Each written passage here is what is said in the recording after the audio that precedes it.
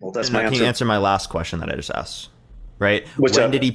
You said that he called out these P3DOs, right? They called them out. yeah. Yet at the same time, right? He never said it in front of people or publicly. Yes, he said it publicly. He said when Where? he said he's going to drain this. Well, it was in general when he said drain the swamp about people that like human trafficking, the border stuff that's going on. It's a lot When did in he one. ever mention human trafficking?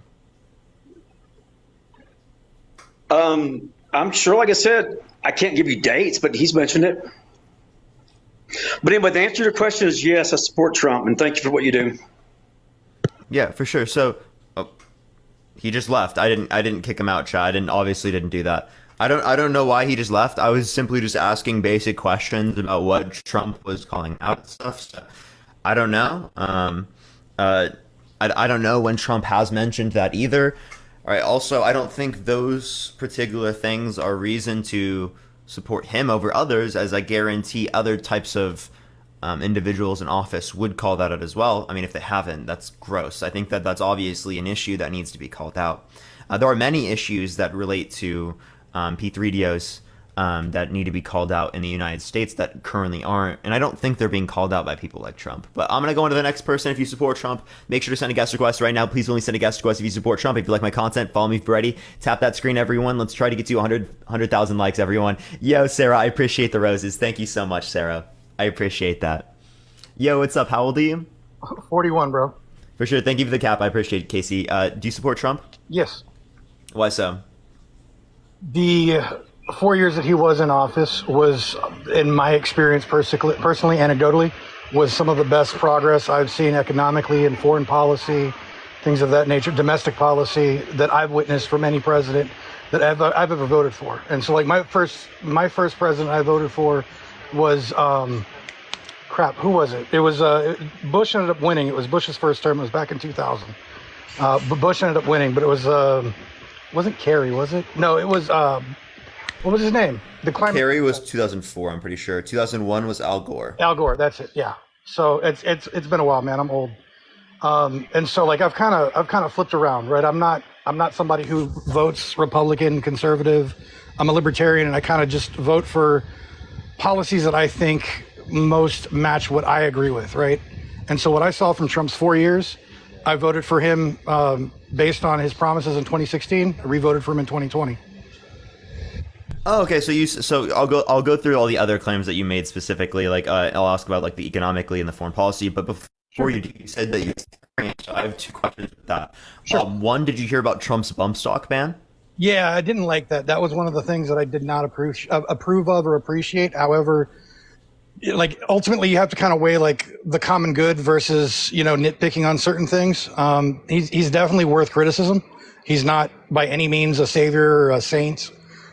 He's a really brash guy. He's not a nice person, but essentially, in my opinion, he got his job done very effectively as best he could within his role for the 4 years he was in office. Are you against the immigration policy that he put in place as well? As a libertarian, you'd be for free movement of labor. So I weigh that against my understanding of the way that it has a negative impact on our economy. And so I think that immigration is fine. I'm very pro legal immigration. I'm very anti illegal immigration. Yeah, sure, but like the legal processes would be significantly different under your view. As a libertarian, you'd be for extraordinarily little regulations when it relates to that. Whereas Trump is specifically for just bringing in like high skill workers, stuff like that, and like having like a huge process to get into the country. Whereas a libertarian, you want that free movement of labor, as that's important within market conditions. Right. And see, there's a lot of things that I think that need to be done as far as immigration reform. I think that it's way too heavily.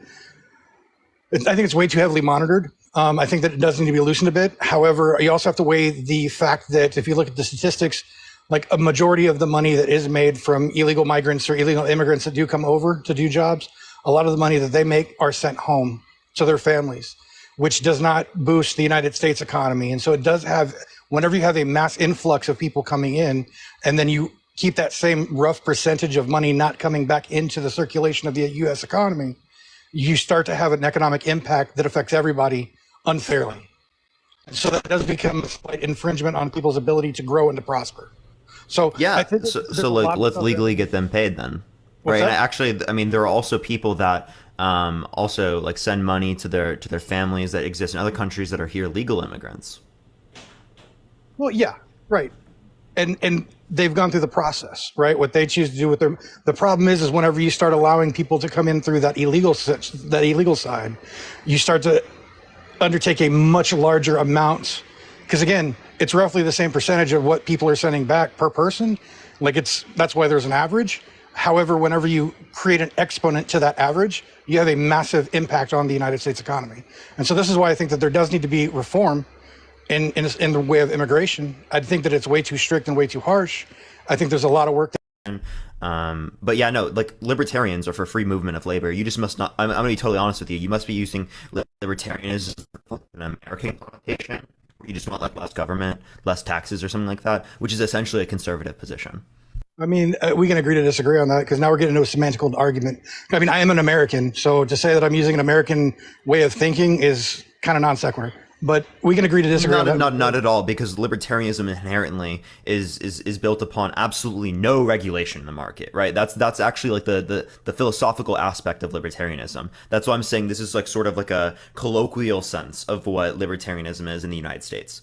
Thank you for that motorcycle. I appreciate it. So it's absolutely not a non sequitur at all. And yeah, thank you again for the motorcycle. I really appreciate that. Thank you so much. Thank you, Hannah. Okay. I mean, again, we can agree to disagree on that. You're not going to change my mind. I'm not going to change yours. So, I mean, we can move forward. I can send you like philosophical literature that relates to how libertarians express their ideology. That's like legitimately. AJ, by the way, don't walk fast when you're doing that. My bad, bro. You just have a towel on, bro. Yeah, so like literally that's like what libertarians have been calling themselves. I'm not going to debate that anymore. I'm just telling you like that's right. Legitimately what the philosophy says. But I respect your opinion on it. It's fine.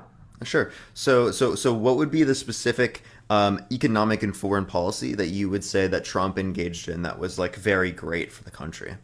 The Abraham Accords, as far as foreign policy goes, for as far as like economic wise, opening up the ability for us to start becoming our own supplier of oil, of crude. I mean, at one point, I think there was actually, and I have to look it up. And I'm happy to if you want me to cite it. But at one point, I think that like the cost of oil per barrel actually ran into the positive for like a day or two, where you actually would get paid for it because it was almost worthless because we were producing so much domestically that the market seized. So, I mean, that's actually not even close to the reason is because of the demand being so low due to COVID. These people were not going outside. People were staying in all the time. So it was the lack of demand that existed in that particular time period, not necessarily the supply. I would agree with the notion that the supply was relatively high, right? But we brought up supply to that same sort of standpoint now. Thank you for the hand hearts. I appreciate it. Under Biden's administration. Let's see. Let me look that up real quick. Yeah. Because I want to check the COVID thing, because I know that they were close, but I think it was before COVID actually came into effect. Oh no, this was during COVID. Do you happen to have a source real quick? I remember, but I can find that for you. Okay. Let's see. I mean, I'll look too. Let's see here. I mean, I don't think I need a source for that. Like, that's like unironically what happened. Like, dude, if you don't remember that was literally like less than 2 years ago, right? And that's not something that just like no one would know. That's something that literally impacted almost everyone, right? But I can find it if you really, really want me to. Hold on, I just searched it real quick. 25 barrel a barrel. So it was April 24th, 2020. So yeah, that was right around the COVID thing. But when did we actually? That was exactly when we started doing lockdowns, right? We started doing lockdowns March like 15th or something like that. That was like around like my last day of school. So about a month later. Yeah, which was still at that point. I mean, again, technically, I would say, yeah, you're right, technically. However, the way oil supply does work is it does take time for things to build up. So something that happens and 30 days later to have an effect of it actually falling like plus 25 a barrel is what it's showing right here. That's not going to happen in 30 days. That's going to be the process of like probably about 90, honestly, slowly accumulating and building. No, that's completely wrong, Ryan. That can happen in 30 days very easily. That's how markets operate. They respond, price signals respond that quickly. I mean, I think... There's no agree to disagree here. Every economist would say that. Okay. Well, I mean, can you cite an economist that has said I that? can give you economists that would relate to that idea. Yeah. What specifically do you want me to say? That like it can that price changes can happen that particular moment? I just googled like how long does it take for oil commodities to change? Let's see. What do we got? What do we got? Let's look up something. Like for example, right? Like I can just give you a particular thing, right? I can send you something, right, from the IMF. Would you like that? Yeah, that'll work. Yeah. Is there a place I can show you or like send it to you? It relates to multiple economists within this article from the IMF. So I mean, if you're able to, man, you can just like shoot a quick DM. That's fine, or you can send me one later. I'm happy to look at it. Yeah. Just DM me on TikTok or something like that, and I can send it. But yeah. Will do. So, and again, I mean, if you look at everything that has changed as well, like look at the way gas prices were. I mean, they were still a lot lower even before that, right? Gas prices were a lot more affordable between 2016 and 2020. Food, a lot more affordable. Housing was a lot more affordable. Like everything was. And you can say, yes, COVID had an impact. How long have we been out of the COVID thing? And things are still continuing to trend in a worse situation. So if you're saying like oil, for instance, it takes 30 days or less for it to have an impact, why haven't we not rebounded? What's going on? This is a global phenomena. So like this isn't happening specifically in the US. Actually, inflation is less in the US comparative to other nations around the world. It's mainly due to like in terms of oil, it's going to be related to oh my gosh, someone sent me a Leon. Sorry, this is super loud, so I don't want to say it. Well, it's like this. Thank you so much for the Leon. I appreciate it. Thank you so much, Hannah. I really appreciate it. Thank you, Hannah. Sorry, can you remind me what I was just saying? I had it and I completely forgot. Oh, no, I was asking global phenomenon. Okay. Right. So inflation's a global phenomenon. It's not just happening in the US. It's actually happening greater in a bunch of European countries, and this is mainly due to the fact that they're not getting Russian oil, and they were heavily dependent upon Russian oil prior to this point. So right. Oil impacts the prices of almost every other commodity, food, everything else within the economy, as all of those have to be transported. And oil is how we transport these particular things because we have to pay for gas, other stuff like that. So right. It has impacts on the broader economy. Oh, absolutely. Yeah. But what's changed? What do you mean? What's changed? Ukraine Russia thing? Like right, the U.S. okay. and got the U.S. gets some of their oil from Russia, and same thing with like Europe. But this is a global phenomenon. This is like not specific to like someone like Biden, right? If it was specific to Biden, we wouldn't see inflation as what we see in the European countries. I mean, it does have a connection to Biden, and to say it doesn't is disingenuous. And the reason is whenever Trump was in office, right? Okay, well then the connection means it's lower, right, than other European nations. Well, no, the connection means that if you look at foreign policy and the way that it relates to oil prices and the impact of the U.S. economy domestically, like there is a connection. So Obama's in the White House, right? Russia messes around with Crimea and takes that. Trump comes in 4 years, nothing happens. Nothing. No new wars. Absolutely no new wars. He's trying to slowly figure out how to get us out of Afghanistan, right? Doesn't have time to complete that. He had a plan in place. He was out of office before that could happen. It is what it is. Biden comes in, and shortly after Biden comes in, what happens? Russia, Ukraine. Now we also when did Russia take Georgia? That's a good question. I don't know. When Bush was in office. Okay. So this idea that it's only specifically Democratic presidents is not convincing to me, right? No, the idea that it wouldn't have happened that. under Trump is also ridiculous to me. Just because it didn't happen under Trump doesn't mean it was caused by Trump. This is a correlation causation fallacy. So just because it was associated with the event doesn't mean it was caused. Right, and I'm not saying that I'm not saying it's a Democrat thing, because like I said, I didn't even vote for Bush. I voted for Kerry. I voted for Gore. Like I didn't vote for Bush. Bush was a warmonger. I'm very anti-war, and so that thing's a trip. No, so like I'm not. Thank you, Sarah. I appreciate that. I appreciate it. Thank you so much, Sarah. I'm not making that connection at all. So let me correct that. Right. What I'm saying though is that you have a history of conflict that suddenly takes a 4-year pause, and then shortly after. Honestly, like I think it was not too far after the Afghanistan failure under Biden, that's when we see the Ukraine-Russia thing happen.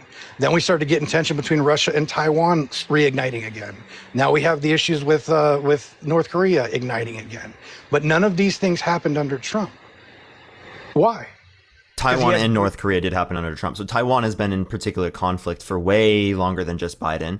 When it relates to North Korea, that was actually happening also with Trump, as conditions between Trump and between Kim Jong-un were actually pretty much sour by the time Trump was out of office. right? So like the idea that Trump was like, it was so great during Trump and then immediately went bad. That's obviously not true. Thank you for the hint. I appreciate it. And Crimea being in 2014, that was many, many more years than just 4 years of it going nothing, right? There were 2 years after that in which there was nothing. Then Trump came into office, and then there were 5 years, and then it happened, right? So again, the idea that you're saying that, like, or actually, I'll just ask you this question. If Trump won, would the event still have occurred?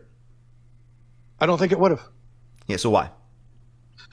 He actually, and I have to look it up because I know you're going to ask me to show this, but he actually did make a statement openly saying that if Moscow caused any sort of issues, he would, quote unquote, rain hell. Or if Putin caused any issues with Ukraine or outside of Russia, that he would, quote unquote, rain hell on Moscow. So let me look that up for you because I know you're going to ask.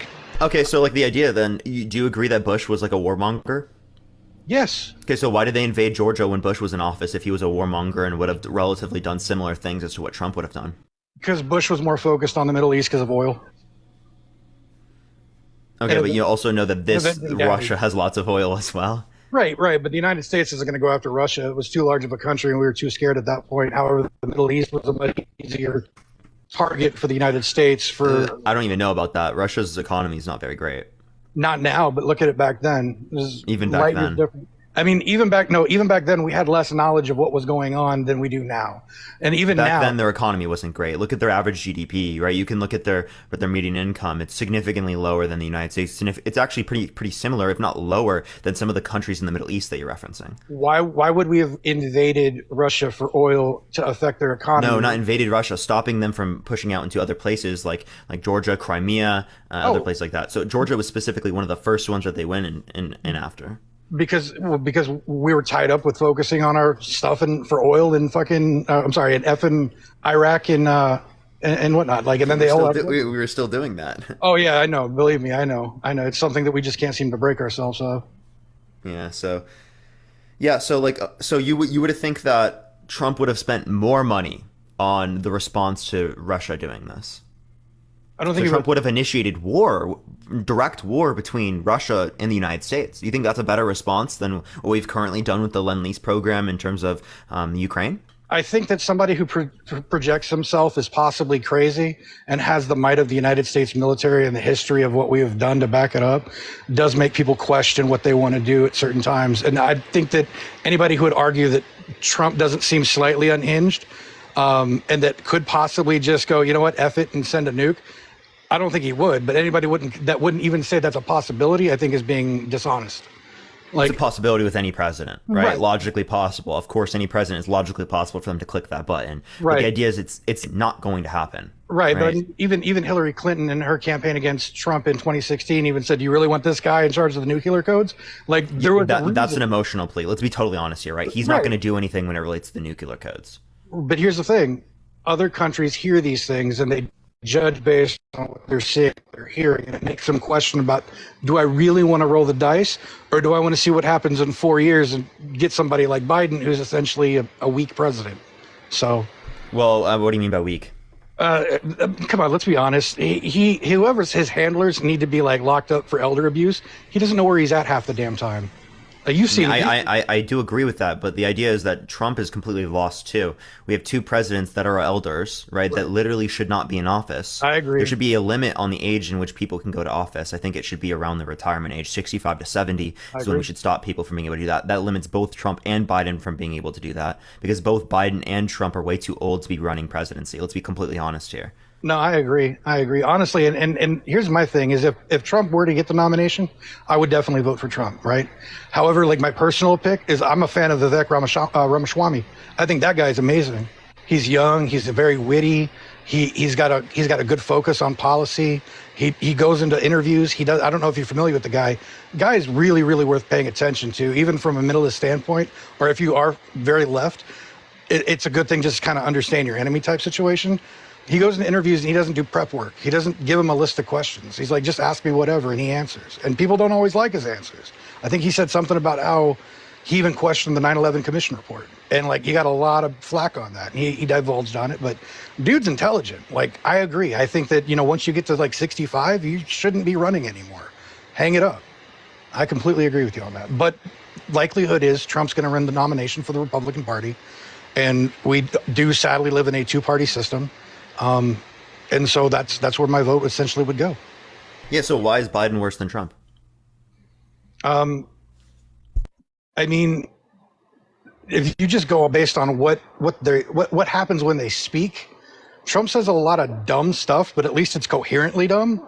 Biden just goes into random things how, like, I'm not supposed to say that. They won't let me talk. I shouldn't take any more questions. Like, dude's clearly gone. Like, he sundowns really badly. Yeah, so you're not talking anything to do with legislation. You're simply just saying that Biden is like not like there mentally. That's it. I don't think that's the only argument against Biden. I honestly don't think Biden's the one calling the shots because I don't think he has the mental faculty to do so. I think he's a figurehead. Well, he does determine something. Obviously, he doesn't determine all the shots. Trump doesn't determine all the shots. You think Trump is determining the economic legislation? No. Clue. No, he's but getting things from Stephen Moore. No, but I'm saying, like, as far as the policies that he pushes out, right? It's not him basically, because you're right. They have a cabinet, right? They have people that they hire to give them advice. Right. They have no clue what they're doing. They're talking heads, right? Like, they're not running economic legislation. They're not running social policy. They have no clue what's going on with that. They support what the experts say is beneficial. Thank you for the hand arts.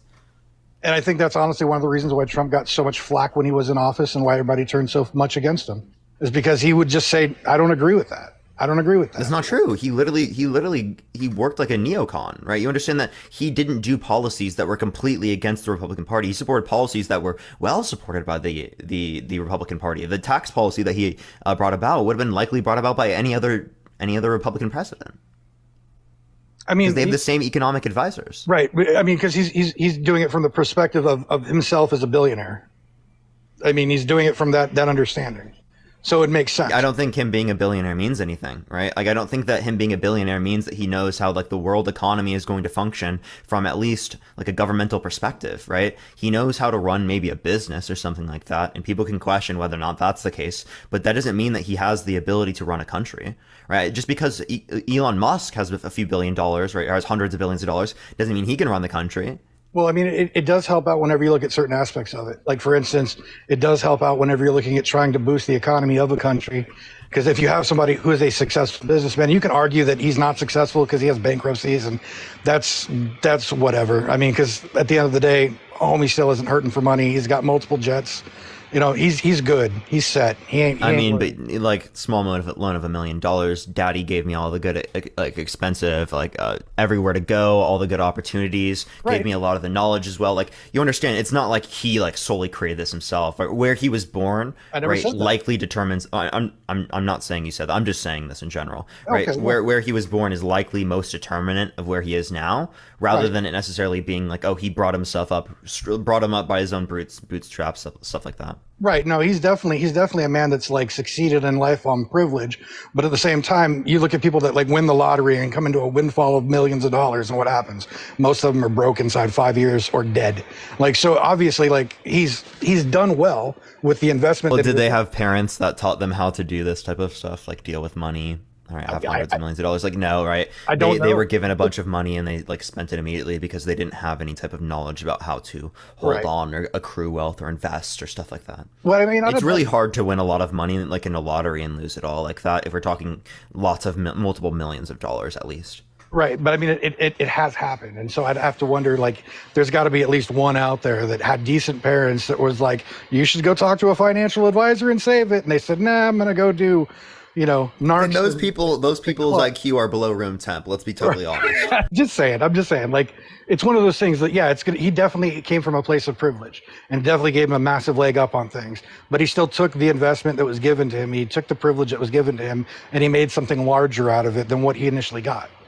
So, I mean, again, if you want to correlate it down or compare it, like, on down, you could take somebody who came up from nothing, was an orphan, somehow put themselves through community college and makes $65,000 a year, and now they're happy, you know, because they've actually done something with their life. Now, it doesn't compare to somebody who's a billionaire, but you're also talking about somebody that took something that they were given or that they had, even if that was nothing, and making it into something more. He took a lot of money and a lot of privilege, and he made it into a hell of a lot more. So, I mean, again, we're just semantically arguing back and forth now.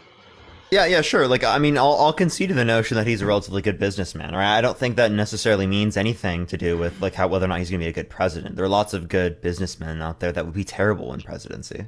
Right. But I mean, that's what I was saying is from an economic standpoint, like a good businessman makes sense in a president. Now, that's not a one thing that I would heavily disagree with that. How about an economist? I mean, Like, I would so much rather take an economist. You have no clue. I mean, I don't know. Like some of the economists that we've had that have like worked through the Federal Reserve have been pretty crappy too. So it's one of those. Name like, one. Oh God. Oh, what was it? Yellen? Yeah, what did he do that was bad? Janet. I think it was Janet Yellen. What did they do that was bad? Hold on. Let me double check this. I want to say.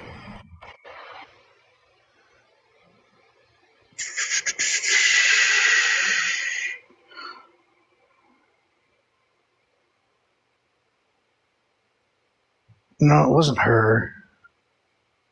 Oh no, it was. She ran the Federal Reserve. She was she was chair, 15th chair. She's not who I was thinking of. I'd have to do the research on that, man. But like I again, like anecdotally, like I've been around a little bit, and I've seen papers and stories and 41 years of crap. So things do kind of blur together at times. I apologize. So I'll concede to the fact that I don't have an example, but it's something that I would recommend if you're curious, doing a Google when you get like 10 seconds of free time. But I mean, there's been economists, people that have run the Federal Reserve that have done bad. Well, I agree. There are probably some that have done bad. I don't think we'd know any of them, but yeah, relatively, the Federal Reserve isn't bad, right? Like the economists of the Federal Reserve, they absolutely know what they're talking about. They're engaging in counter-cyclical policy in which people don't really understand. People don't understand quantitative easing. People don't understand these types of monetary responses. We're so much better at monetary responses with the Federal Reserve now comparative to the 70s.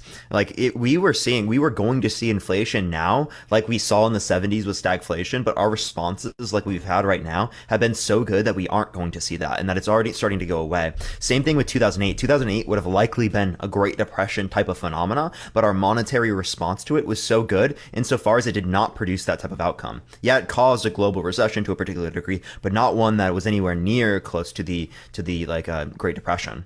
So absolutely, our economists now know what they're doing. They really are knowing what they're doing. And people try to act like they're doing a bunch of bad things and whatnot because there's this whole idea behind like the Federal Reserve just trying to take over everyone. There's ideas like the Illuminati just controlling them and stuff like that. But a lot of this comes from people that don't really have an understanding of economics. Right. No, and I don't subscribe to the Illuminati crap. Like I don't. But since you mentioned 2008, if you don't mind me asking, how old were you in 2008?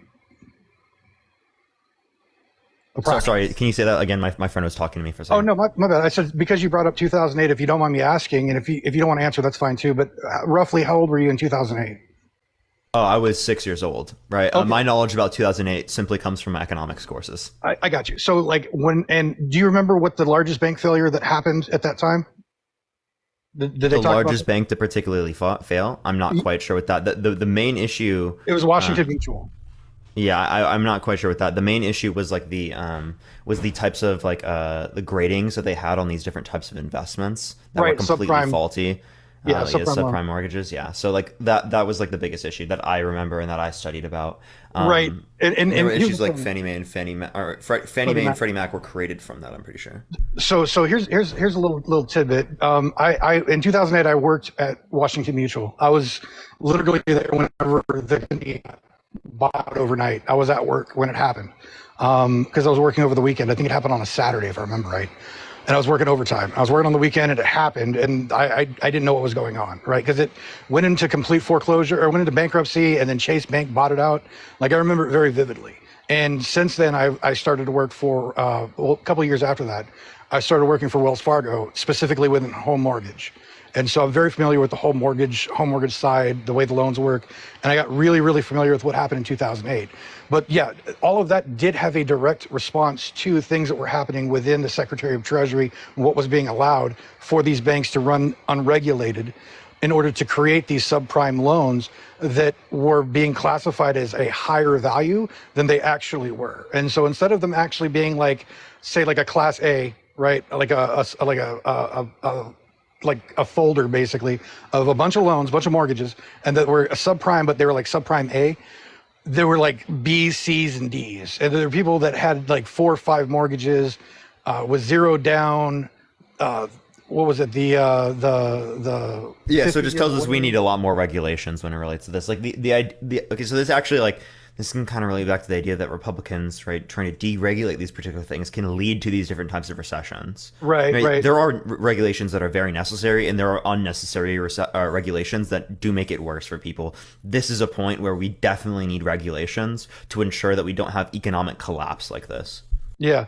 And so, but it wasn't quite Great Depression bad because people weren't eating leather shoes, like it wasn't that bad, but it was, it could have been that bad given where it was, like, the trajectory. And that's why they brought in so much spending policy to, like, try to shoot us back up so that we could fulfill this. Because it very well could have gotten to a point where it was like comparing, right, to the Great Depression. Maybe not the same as the Great Depression, like, quality of life, has technology, stuff like that, right? But absolutely, in terms of unemployment, in terms of, like, the total conditions for workers, that would have been very, very eerily similar. Well, unemployment did take a massive hit because I know personally it took me about a year and a half to find a job.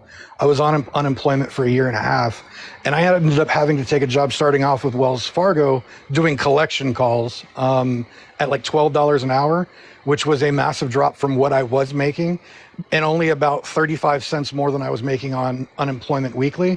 The only reason I did that was because I knew I could get back in. I was taking a slight pay hit, even from unemployment, so I can get back to work and I could start to get my pay up again. You know what I mean? Like with your annual raises, work your way up through the company, that type of crap. That's the only reason I did it. But it took me about a year and a half. So unemployment was a very, very horrible thing for a lot of people. It also increased the homeless rate massively at that point.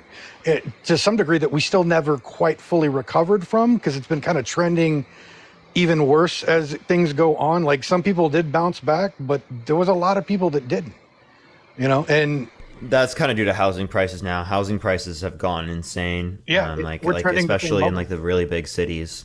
So that is definitely a huge aspect of that. But yeah, so, like, let's try to target back to, like, the economic and policy that Trump passed that you thought was beneficial. What specifically would you say? I mean, like I said, the oil prices, gas prices, grocery prices. I know, like, insurance even went down for me personally. Like, I felt that one in my pocket. Unemployment went down before COVID. I mean, everything seemed to be trending in a positive direction. And then COVID hit, and that's something that can't be controlled. And it's taken, in my opinion, it's taken us way longer to get out of it than it should have. But, we're starting to. Yeah, so unemployment has actually been lower under Biden than it was under Trump. Unemployment, that's actually one of the faculties that are one of the indicators, the macro indicators that economists were using to argue that there wasn't actually a recession. Because generally speaking, when we do have recessionary periods, unemployment shoots up. Unemployment is still extraordinarily low. So there's a huge debate amongst economists for that. But when it relates to gas prices, insurance prices, stuff like that, the prices, that's a global phenomenon. That doesn't really relate to Biden very much. The same thing would have happened if Trump was president. I don't think it would have hit us as much. I think that he would have reopened up the country a lot sooner than Biden allowed for. I mean, because you could still go out to, like, buy. We're not really the major producers, though. I'm sorry? We're not really the major producers, though. What do you mean? Right, like the production, right, is going to relate to other countries mostly. Production of what specifically? Goods. So, like, us not going back to work isn't necessarily what's causing the issue of prices right now. The issue of prices right now more or less relates to, like, the Russia-Ukraine situation with gas, and then also, like, shortages with our supply chain issues in other countries mainly. Well, I mean, as far as gas goes, that first thing Biden did whenever he came in office was started to close down a lot of the fracking and pipelines and stuff that Trump had already put in place. That was in federal lands. So the pipelines, they just, like, stopped producing them. So this didn't even affect the current supply that existed. That was for, like, the main one people were referencing. When it relates to the new production of oil, or I mean fracking and stuff on federal lands. Thank you for the roses. I appreciate it. Thank you so much, Sarah. I appreciate it. That was taken away, but then it was brought back. So we've reached around similar production as what we were under Trump at this point already. You can look at. I'm pretty sure the Fed has stuff on that. It might not be the Fed though. I looked at a graph recently. I'm pretty sure it was from the Fed though. So how did we return back to similar levels when we've stopped doing what we were doing prior? What you just said with We brought it back. We brought back the fracking on federal lands. Oh, the reason why they got rid of it is because of climate concerns. But then this issue with Russia happened. See, that I Crown wasn't appreciate it. aware that they brought that back. So that's something I actually learned. Mm-hmm.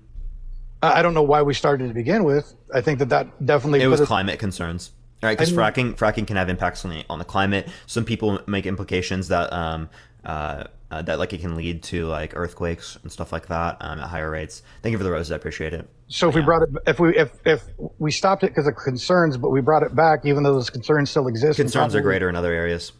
I'm just saying, you know what I mean? Like, then why did we stop to begin with? That doesn't make sense. Because those economic concerns weren't there yet. Prices were extraordinarily low. And they could have been doing better than they were now had we not had stopped. To foresee this.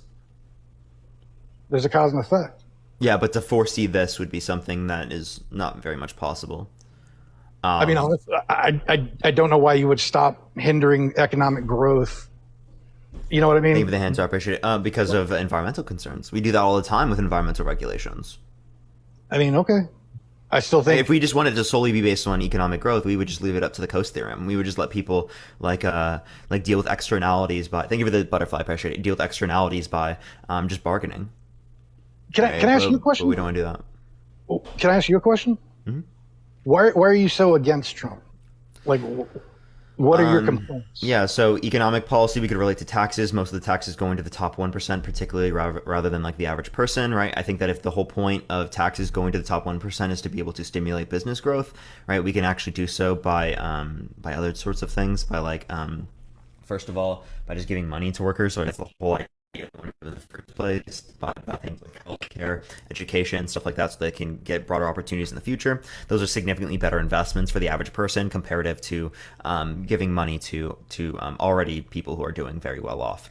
When it relates to border policy, I'm not really in support of like the wall and stuff like that. I think that there should be significantly faster responses to like people trying to legally immigrate into the country. I think that our current process on immigration, since it takes so long, it actually incentivizes people to come here undocumented. Because the process can take very long, which actually funds a lot of these cartels, along with the idea that drugs are illegal, right? So if we had like American producers of these particular drugs, it's obviously going to start to defund a lot of these like cartels and coyotes that exist in like Mexico, which actually would help out with Mexico in terms of their system, because a lot of the money that funds them does come from the United States. But also like the idea that was it you the one that brought up earlier, like the people who are in this country who are undocumented are sending money back to the Mexico? Yeah, that was me. Way more money is being sent back through drugs and stuff like that. Also, with like the drugs being illegal, it makes it significantly more likely for these types of drugs to be laced with things like fentanyl, which in our country around 45,000 people die every single year because their drugs were laced with fentanyl. Right. No, I agree with you on that one. I can also relate to other things. I don't want to like put too many points where you can't respond to them. No, you're fine. You're fine. I agree with everything that you basically said for the most part.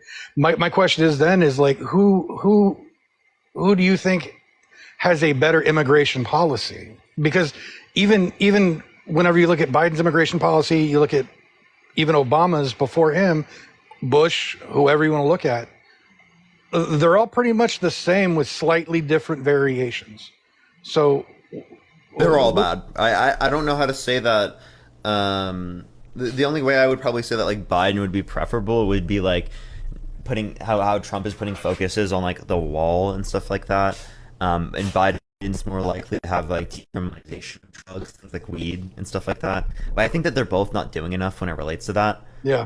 But like so like it would just be like in terms of the pendulum, I'm like here. Trump's probably like right here, and then Biden's like right here. It's not very much. I feel you. But it is like moving the pendulum a little bit more towards the way, or like people would say like the Overton window. Yeah, stuff, yeah. So. I feel you. I think. But I don't like Biden. I'm a big proponent against Biden. I make fun of Biden a lot, so I'm not a Biden lover here. I'll be honest. I actually considered like if Bernie Sanders would have actually had a shot in 2016 or 2020, he got scapegoated bad, but if he had a shot, I was seriously considering Bernie because I like a lot of his policies. Now he's way too old as well, so it is what it is. But now I think he's older than them, but I think he's actually more mentally there than both Trump and Biden, even though he's older. So it doesn't really make sense. Probably, but no, I think you and I are kind of like the mirror opposite. Because again, I'm not somebody who just blindly supports Trump. I can definitely critique him all day long. However, when I'm looking at A or B, like kind of Overton window, the pendulum thing, I'm the same thing, just opposite of you, it sounds like. So there's some commonality there. I don't think we're going to see eye to eye on it, man. But I'm going to hop down because I don't want to run you live. I know you got other people waiting. So, but I appreciate you, man. I respect you. I'm going to shoot you that DM. Please send me that link because I'm really interested. Yeah. I can send you stuff from the IMF and a bunch of other things. So I appreciate you coming on, man. All right, man. All right, everyone. If you like this type of content, follow me if you've already. Tap that screen, everyone. Let's try to get to 250,000 likes, everyone. AJ, can you shut the door real quick? Oh, yeah. I appreciate it. All right. Yo, what is this? What is this? What was that? I can't find it. Who sent that? Who sent that? Yo, chat, I can't even find. Yo, Trinity, thank you for the giant. Let's go. Absolute W giant. Let's go, Trinity. W's in the chat for Trinity. Let's go. Yo, thank you, Trinity. I really appreciate it. Thank you so much. I'm going to go into the next person. Again, if you like the content, everyone, follow me if you haven't already. I go on live literally every single day talking about a bunch of different topics. Danny, how you doing, man? Want to say hi to Danny real quick? Yeah. Where is he? He just sent a rose. You can't see it now. God, he's hot. Okay. I love you, right. Danny. I love you. Bye, Danny. All right, let me go to the next person. Again, if you like the content, follow me if you're ready. I'm gonna go on to the next one, y'all. All right, let's go to this person.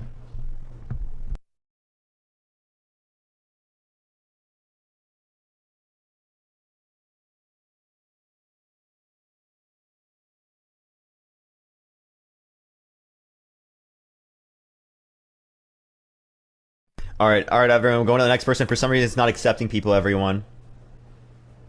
Maybe you should have declined my request. Yo, Danny, speak. Danny talking shit in the comments. What did he say? Yikes! No, you don't. I'll tell you later. Was it about me? No, it wasn't about you. Trust me. All right, let's go to the next one. Everyone, send a guest request if you do support Trump. Everyone, Parker, you're muted. Yeah, I was talking to AJ. Yo, what's up? How old are you? See you, man. I'm 18, bro. Yeah, for sure. What's your birth year? 2005, April 24th. For sure. Do you support Trump? A little bit. I won't say I'm a huge supporter, but yeah, I support him somewhat. So I'll come Why do you talk support about him? it. I mean, there's a couple different reasons. Like, I guess one big reason is just like probably like I really think ding down to it, it's probably like some of the immigration policies, some of the tax policies, some what of the, immigration policy and what tax policy? the China policies, like him not like liking stuff being like made in China and stuff. Oh, so you mean like the tariffs? What? You're in support of the tariffs and the trade war? The trade war that negatively impacted a bunch of farmers in Iowa, that also led to American consumers having higher cost goods, and also didn't even lead to most of the jobs coming back to the United States. Actually, there were more jobs outsourced under Trump's administration. Yeah, there were more jobs outsourced under Trump's administration than actually brought back. I support all of that shit. Well, you literally just were talking about how we need more American production, but there was less American production staying in the United States under his presidency. But I can't right now, bro. I'm just trolling. yeah, no, I can tell. Come on, if you're gonna troll, you at least gotta have like some responses. You at least have to know the other arguments. Yo, what's up? How old are you? I'm 18. For sure. What's your birth year? May 29th, 2005. For sure. Do you support Trump? No, I just wanted to say that you have very good hair. Keep it up. Appreciate it, bro. Thank you. All right, everyone. We got like no guest requests. I'm trying to get on to the next person, though. If you do support Trump, make sure to send a guest request right now. Thank you for the confetti. I appreciate it. Thank you so much. If we can't get many guest requests, I might have to switch to a different topic, though, everyone. What? Yeah, what's up? How old are you? Hello? Hi, can you hear me? Yeah, how old are you?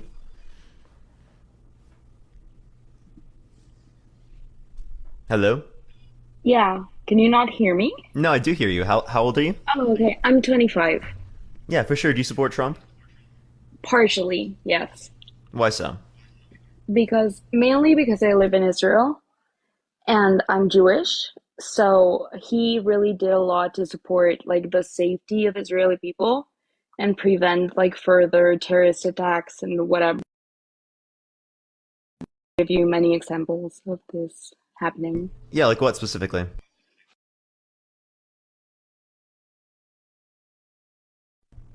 Hello, you just paused. Okay. For example, the Abraham Accords or providing funding and military aid to Israel to prevent terrorist attacks, cutting funding to the PA, for example, Gaza, which is an area of Hamas, which is a terrorist group. So most of the funding What received group? by Sorry, it cut out because you paused. the name is Hamas. Okay, so they cut funding to Hamas. What funding were they giving to Hamas? They were giving funding to Gaza, which is a Palestinian area that is controlled by Hamas. So whatever funding, like it's supposed to be like my first language is in English. I'm sorry, I'm trying to find the words. So it's like supporting of people. Like there's a lot of people that are in need there. So it's like community, like support, like I don't know how to say it, like providing aid to these people. But it's not actually going to the people. It's going to a militant group that is a terrorist organization that is attacking Israel at the end of the day. And Trump how'd you know cut that? funding because I live in Israel and I see it happening all the time. No. I mean, like, what specific things tell you that that money that's going to aid the people in Palestine is specifically going to Hamas? But I'm talking specifically about Gaza right now, not the entirety of Palestine. Okay. Do you want to answer my question then? Yeah, because I live in Israel and we see how it works and how I live in Israel and I see how it works and how it happens. And whenever there's terrorist attacks or retaliation from Israel, we see that these terrorist groups use homes or schools and use children as human shields. So we can see them living in really awful conditions despite the funding they receive. You know what I mean? Yeah. So what tells you that this funding is being given to Hamas? I don't think it's being given to them directly, but they have control over the area, like full control over the area. So, Okay, but it's going for humanitarian aid, right? yes, but it's Okay, so mostly you lied? not reaching You people. unironically just lied. You said that this was being given to Hamas. Now the goalpost has moved, and now it's specifically for humanitarian aid. I never meant to say it was given directly to Hamas. I'm sorry, I want to correct that for myself. I never meant to say that. What I was trying to say is this obviously humanitarian aid is supposed to be used for helping people.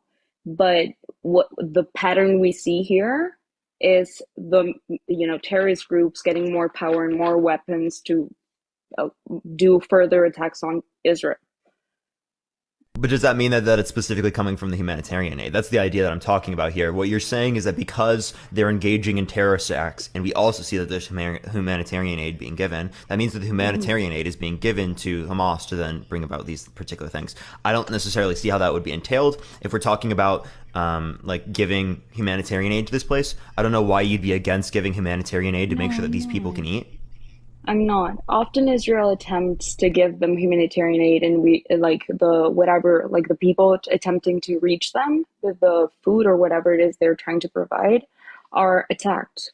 There's very little tolerance towards Jewish people, even if we're providing humanitarian aid to them. So it's a very complex situation because the civilians are not in control in that area.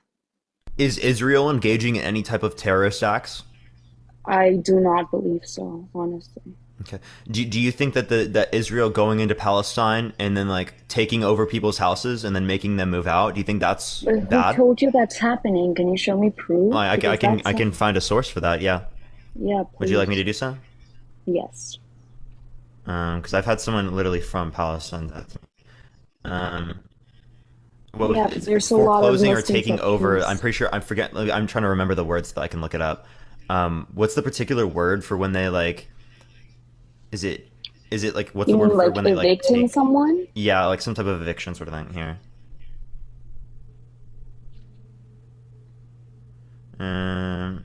Palestine. Here, give me 1 second.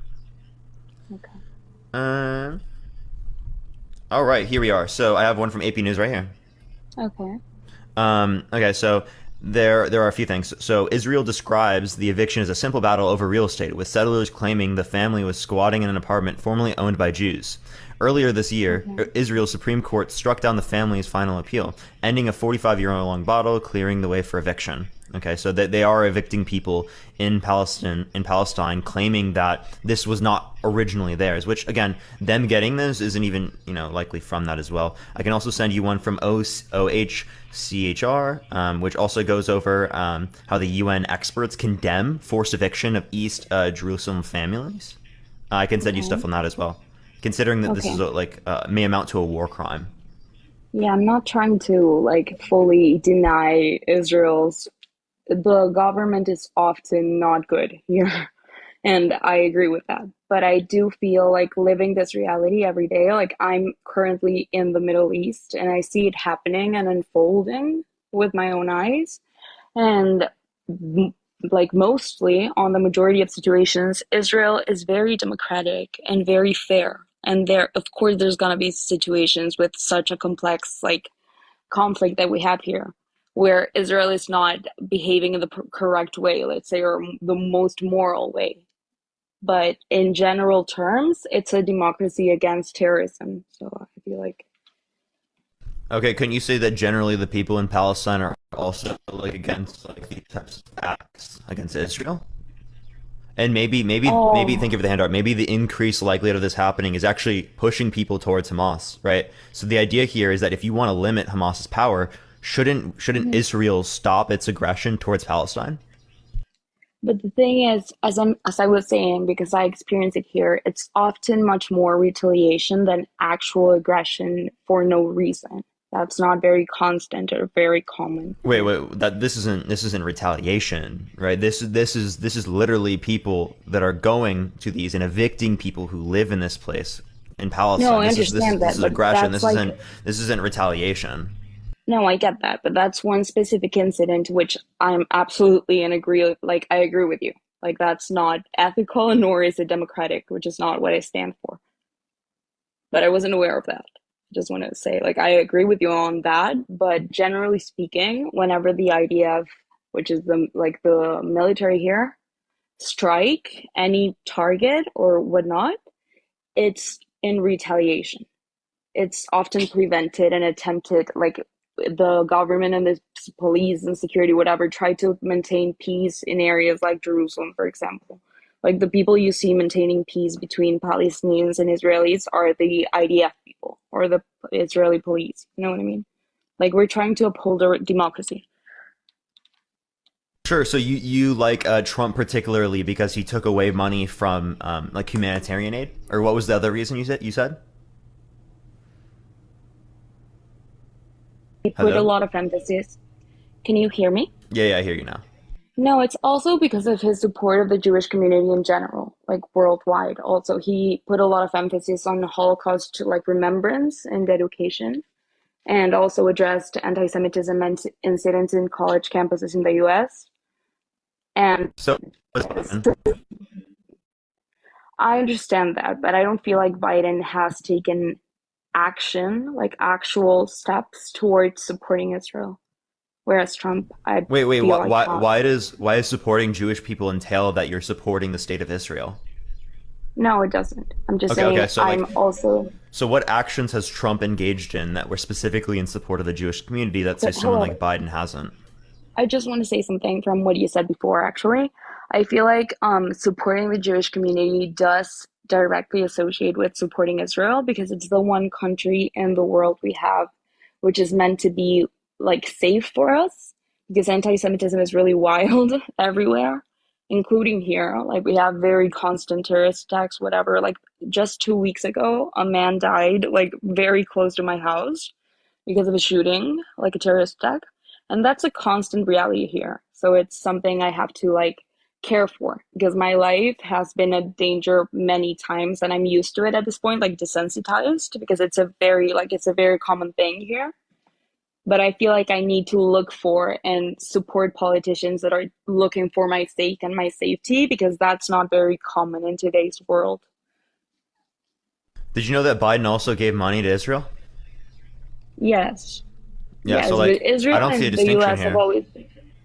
It's not just that, it's also being like outspokenly in support of Jewish people and of Israel. And he moved the embassy from Tel Aviv to Wait, Jerusalem. here I have two things. Right, one would be that he has outwardly be in support of Jewish people. Two, what do you mean by outwardly in support of it, like Israel? Like, what do you mean by that? Do you mean like in support of the government's actions towards Palestine, or what are you talking about? No. In support of Israel's safety and right to exist. Has Biden said that he's against Exactly. that? No, but he hasn't, I don't believe he's taken any adequate actions to prevent anything happening here. And he's also like had very minimal intervention where there have been They've conflicts here. sent billions of, or multiple billion to Israel. Like 3.8 billion went to Israel. But they're also sending funding to um like areas that end up being given to terrorist organizations because they're in control of that area. So it's doing both. It's not really very helpful. Or no, they were giving humanitarian aid to people in Palestine, right? I don't know why you're trying to make it specifically like, oh, these terrorists are getting the money. No, this is Yeah, just humanitarian aid. We've already gone over earlier in this conversation that's humanitarian aid. Do you understand that the way that you are presenting it within that manner is meant to look like it's a negative thing? I can try to look for sources, like specific sources that show that this type of aids end up being handed to this organization. It's not because civilians are bad people or they don't deserve the aid. I do not believe that whatsoever. It's because I see the situation unfold. I see how little their government cares for them and how the money seems to be used often, all the time, actually. And the priority is just exterminating Jews and for making Israel, like, for Israel to cease to exist. It's a very extremist group in control of, like, and it's not the only one, but most of those areas are heavily controlled by extremists. And I'm not saying that represents civilians. There's a Thank you for lot the of capital appreciate. civilians. Can you give me any source that indicates that this money is particularly being used for like these types of terrorist organizations rather than humanitarian aid?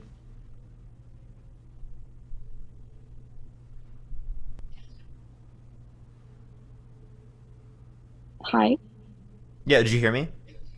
Yeah. I'm looking, but I don't know why when I like go on another Oh, when you go tab, out, it like, pauses. I'll let you look for it. It oh, pauses. By okay. the way, just make sure to come back within like 2 minutes, and then you can go back out of the app because sometimes it will like remove you if you're out for too Okay. long. I'm just letting you know, but I won't Okay. be able to hear you when you're out of the app. Okay. All right, everyone. In the meantime, keep tapping that screen. Let's try to get to 500,000 likes. If you like this type of content, follow me if you haven't already. I appreciate everyone doing so. How's everyone doing today? If you have any questions, put in the comment section right now, y'all. Put in the comment section right now if you have any questions. We've been on for about an hour and 30 minutes. We're going to be on for probably 6 hours today, everyone. So we're going to be on for a very long time. We might we might do this the whole time depending on how many people we get for guest requests. Think of it the gamer cat. I appreciate it. If we don't get many guest requests after a bit, we will switch over to a different one. You already got an Arkansas shirt? Yes, we got one literally yesterday. It's like, this is like my favorite type of shirt. These shirts particularly are like the softest things possible. If I were to ever get merch, I would literally want it to be made out of this type of material, chat. Like if I ever did merch, because this is like my favorite material of all time. Like I love these types of shirts, and they're like big too. I like big type of shirts. But yeah, sorry, it's so cold in AJ's apartment, everyone. It's like so cold, and like the fan is going right on me. But yeah, everyone, tap that screen. Let's try to get to 500,000 likes, y'all. Okay. I found like a bunch of sources, but most of them are Israeli, and I don't know if that's going to be like biased to you. Oh, like, is there like a particular yeah? Give me a source. I'd love to just read through it, even if it's Israeli. One is the Times of Israel, for example. Um, look, Like, what's the title? I can send you the links if you want, like via DM or. The DM would be later on. Thank you for the Coral. I appreciate it because Okay, we can't do it so now. okay, so but I cannot read it to you because like if I open it, I'm gonna pause.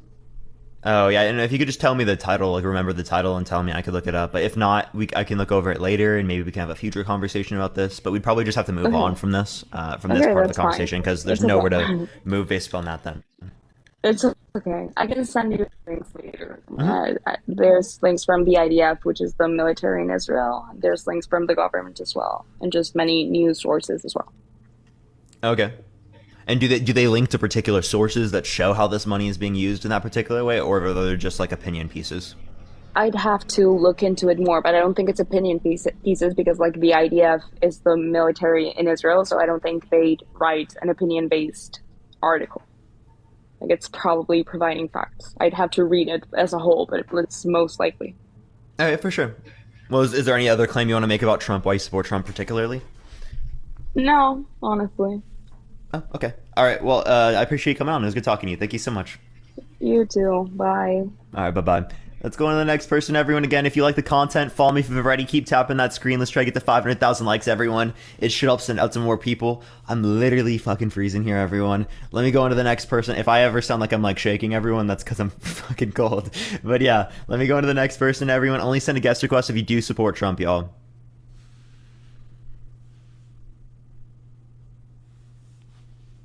Get you a blanket? I have a blanket right now. I do have a blanket. But I don't want to put it all over my body because then you can't even, because it looks weird whenever I have like a blanket on like that. But let me go on to the next person. Only send a guest request if you support Trump, everyone. But it's August. Yeah, no, AJ keeps his apartment really cold. Okay, like really cold. Yo, what's up? How old are you? I'm in my 40s. Yeah, for sure. Do you support Trump? No, I don't. But the reason why I wanted to come on, I can't believe I've never gone on a live before, was 2 guys ago, the guy that was Catholic, he was saying that the Bible says that we're supposed to get married and have babies, but I thought God's will was to give us free will. So why would the Bible say you have to get married and have to reproduce if we have free will?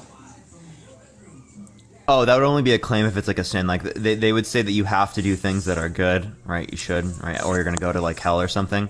But yeah, that would be their claim. But like I don't want to like change the topic, but I do appreciate you coming on. Thank you so much. But I want to tell you that you're doing an awesome job because people are actually not talking over the top of you. And I just love your tone and I just love everything you're doing. This is the longest live I've watched. I appreciate it, Amber. Thank you so much. Have a fantastic day. People who are listening, you guys can look up. We're talking Can you about give me a source? We're talking about appointed, positions. Yeah. If you go on, yeah, give me a source that says most are Jewish. Yeah. It doesn't say most. I said all the most important positions, like the head of the CIA, head of the Department of State, head of almost COVID, head of almost every major department. So not most of it. So just in positions of power. Head of like the U.S. Treasury. We're talking about all the main important position in the federal. Yeah, can you send me a source that indicates all of them are Jewish? Yeah, I can text it to you. Yeah, it's actually off of a Jewish website, Zionist website. I can send it to you. Yeah, sure. Go for it. Also, I think it's wrong to associate just being Jewish with being Zionist because they're fundamentally different things. No, these are all Zionist Jews. If they were not, I wouldn't even mention. These are all okay. All right. Well, and they're mentioned. Right, sure, you can like send that to me. By these organizations. Yeah, you can send it to me. I'll make sure to look through it. Sure. You want me to send it in a private message or here? Yeah. All right, for sure. Let's go on to the next person, everyone. If you disagree, make sure to send a guest request right now. Please only send a guest request if you disagree, everyone. Is this HVAC's new name? Is this HVAC? Yo, yes, sir. It is. Hello, it is. Parker. What do you want to talk about today, HVAC? I want to talk about the subject, man. Are you ready? Yep. Because I'm going to bring the smoke on this one. This is my favorite topic because Trump is my favorite president, man. And he should be yours, too. He really should be. Because he did a lot for America. He did, and not in the way of like he did implement good policies, but I don't think that's like everything that a president should be. Right? I don't think that a good president equals a good policymaker. Rather, I think that that's a product of a good president, but I think one that sets a good example. They lead the nation in the correct way that we ought to be thinking. For example, like just his rhetoric, right? Strengthen our borders, increase energy independence, less more money for police, less crime. Like, would you agree that these are like fundamental things that we should all care about? Well, in terms of strengthening borders, it depends on how you're strengthening borders. In terms of giving money to the police, it's determined based on how you're giving money to the police. Actually, Biden was in support of increasing funds for police as well. So I don't think that's specific to someone like Trump. Energy independence, right? Yeah, this is an idea that's supported probably by any type of individual. If you actually want to be energy independent in terms of the 21st century, you'd be in support of nuclear energy. You'd be in support of renewable energy. Yet it didn't seem like Trump was very much in support of those particular things, right? He's only talking about energy independence as it relates to fossil fuels, likely speaking due to the notion in which his friends are, in the oil industry. Okay. So let's talk about the first thing you said Biden wanted to strengthen the police too. Right, okay, maybe. But that's not what his like rhetoric or propaganda would point to. That's not what his ideals would point to. It actually was. What do you mean? So are you talking about the 1980s crime bill? No, I'm talking about in his run for the 2020 presidency, right? He was arguing, right, especially after even all the protests and whatnot, was still advocating for there to be more funding targeted towards the police. Wait. So yeah, I never heard this. Like, where are you getting? Yeah, this? Because leftists were the only ones that were talking about it. No, leftists were the only ones talking about defunding the police. Yeah, they were talking about defunding the police, but defunding the police isn't just getting rid of money for the police. It's reallocating funds from the police into it's like a restructuring sort of thing. But you do right, and it's a bunch of other things, but essentially it does cut their budget though. Yeah, currently how it is, but it reallocates that into things like social workers. Thank you for the hand hearts, I appreciate it. Which would be a predominant amount of the encounters that people would go through, especially in places in like Canada, right? They've already adopted these types of systems in Canada where they have significantly more social workers that are targeted towards like individuals that would need psychiatric or psychological help because police officers aren't trained for those particular things. I also think that... Go ahead. No, go ahead. I was going to say, I also think that there should be more funding for like education targeted towards police, as only 6 months to enforce the law is kind of ridiculous to me. Thank you, Love, you appreciate it, as you have to go through 6 years of schooling to, practice the law as a lawyer, right? See, that's okay.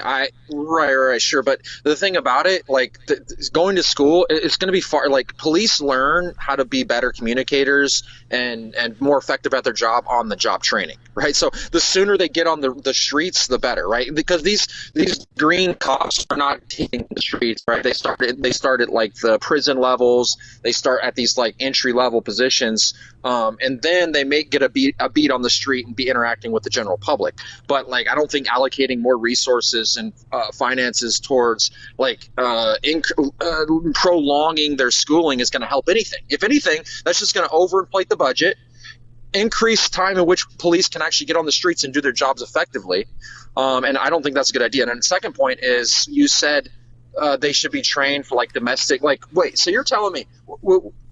Did you know that the most dangerous position a cop can put himself in is with someone has psychiatric issues or in a domestic dispute?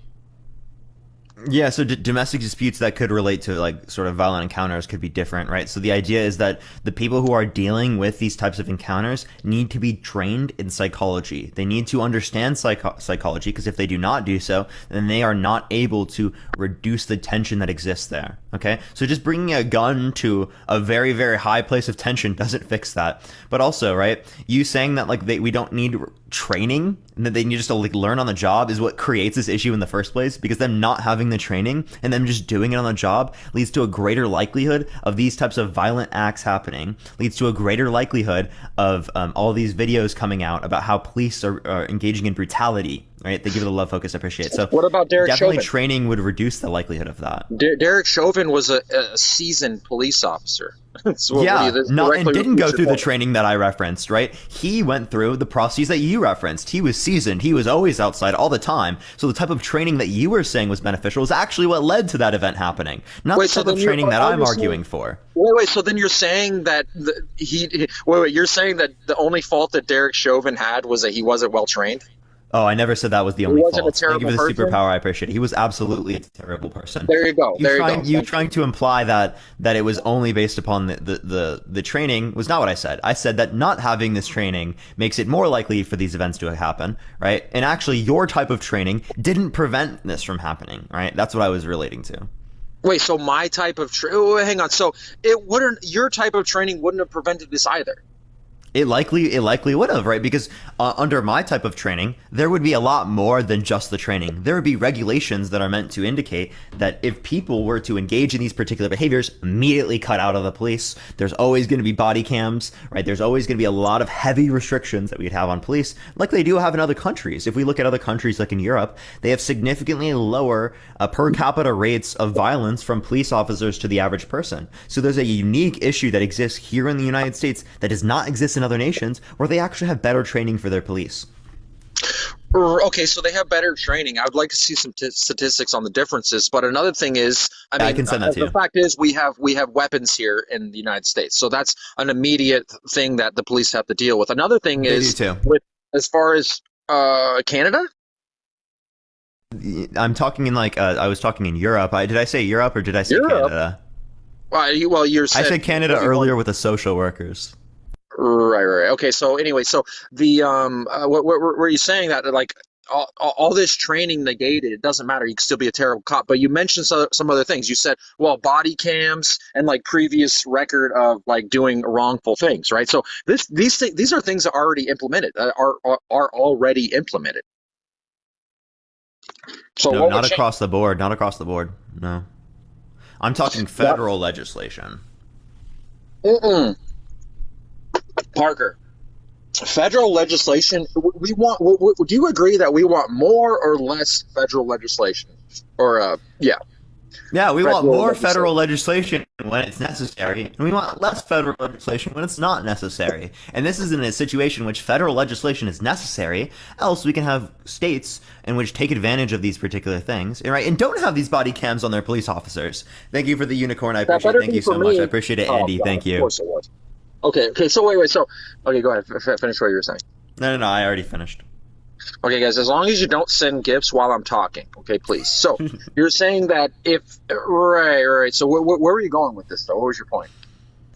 With what part? With what part? Oh, federal legislation. Yeah. So anyway, you're just saying if we need more of it, we ought to have more of it. But who's to say? Like the thing about federal legislation is they can manufacture events in which they would implement more regulation, right? And that's not okay. I promise you. That you did that while I was talking, and okay, so go ahead. No, they're doing that on purpose now. See, when I talk, now can you restate what you just said? I didn't quite get the last part of what you just said. Okay, so what I was saying was, you're like, well, if we need more, okay, so what I was saying was that if we need more federal legislation.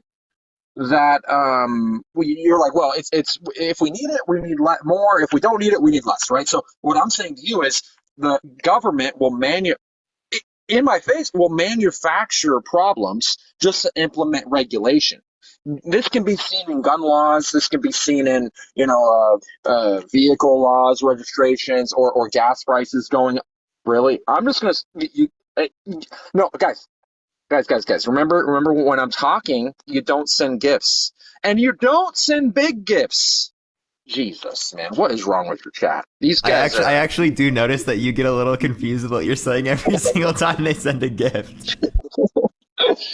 Oh my God, your chat, man. Your chat just loves to trigger me, bro.